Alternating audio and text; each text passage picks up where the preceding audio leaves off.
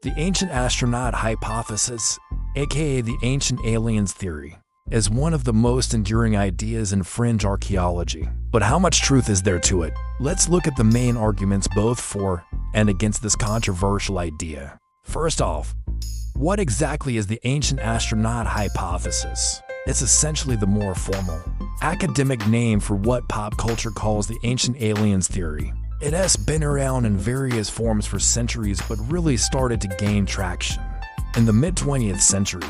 The core premise is that sometime in the distant past, perhaps thousands of years ago, or maybe just a few hundred years back, extraterrestrial visitors came to Earth. These beings, which we can call aliens, stayed long enough to interact with humans either physically or genetically, leaving their mark on our biology, technology, and culture. In short, they taught our ancient ancestors how to build great structures, gave them advanced technology, and even played a role in our evolution. This isn't just a fun idea to consider. It completely rewrites history. If true, it would mean that many of our creation stories are literally true. Gods did walk the earth, and myths of divine teachers, they really were divine. In other words, the hypothesis overturns pretty much everything we think we know about human history and prehistory. The idea has a number of seemingly dedicated followers, people who believe in the basic premise and have even written books explaining the evidence. But it has no shortage of critics, too. People who believe it is a pseudo-scientific theory with no real evidence to back it up. So where did this idea come from, and why do some people believe in it so strongly? In its modern form, the ancient astronaut hypothesis really starts with the work of a handful of writers in the 20th century. The earliest of these writers was the Russian writer Alexander Kazantsov. In the early 1900s, he published a series of books arguing that ancient gods were actually advanced extraterrestrials. His ideas were continued by a group known as Russian cosmos thinkers, a loose collection of writers and philosophers. Then in the 1950s, the idea took off when a new wave of ufologists began speculating that aliens had influenced human development. This led to the modern popularization of the idea, starting with Erich von Däniken and his 1968 book Chariots of the Gods, followed by Zecharia Sitchin and his series of books starting with the Earth Chronicles in 1976. Both men wrote international bestsellers and sparked public interest in the ancient astronaut hypothesis. While von Däniken argued that many ancient structures and myths point to alien contact, Sitchin claimed that ancient Sumerian texts tell of the Anunnaki, a race of extraterrestrials from the planet Nibiru who came to Earth in the distant past and genetically engineered humans as their slaves. Both Sitchin and von Däniken were widely criticized by mainstream archaeologists and historians, but they didn't let that stop them.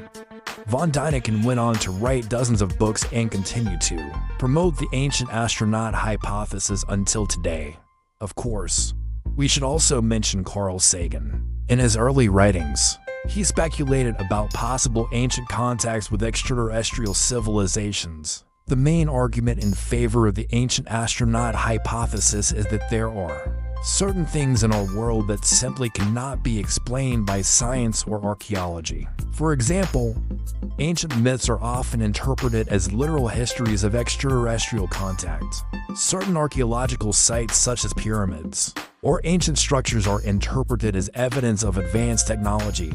Even human evolution is called into question with its sudden jumps, and the existence of fossils like the Nephilim being cited as evidence of genetic manipulation by an advanced species. Proponents of the hypothesis argue that these unexplained phenomena become much more easily explained when we introduce the idea of extraterrestrial contact.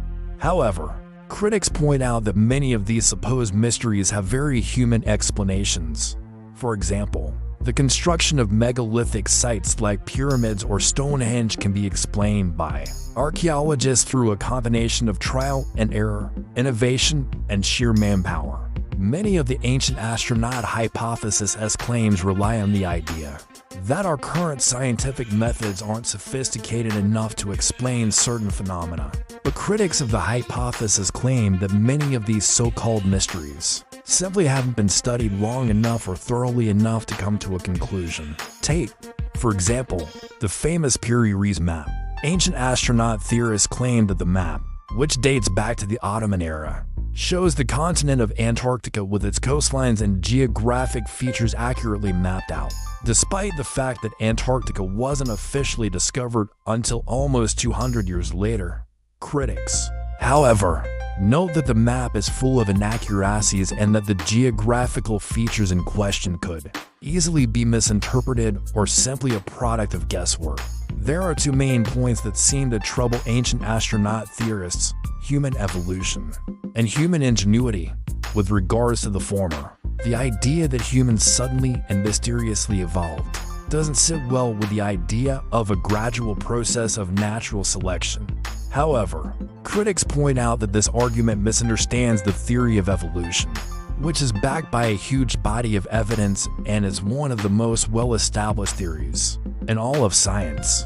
As for human ingenuity, the idea that our ancestors weren't smart or capable enough to build great structures, like the pyramids or Stonehenge, is frankly insulting. Critics of the hypothesis argue that it reflects a sort of ethnocentrism, a belief that ancient people simply couldn't have done what we're capable of today. Whether or not you believe in the ancient astronaut hypothesis, there's no denying its impact on our understanding of history and archaeology. It has inspired countless books, TV shows, and documentaries, and has captured the public imagination like few other theories ever have.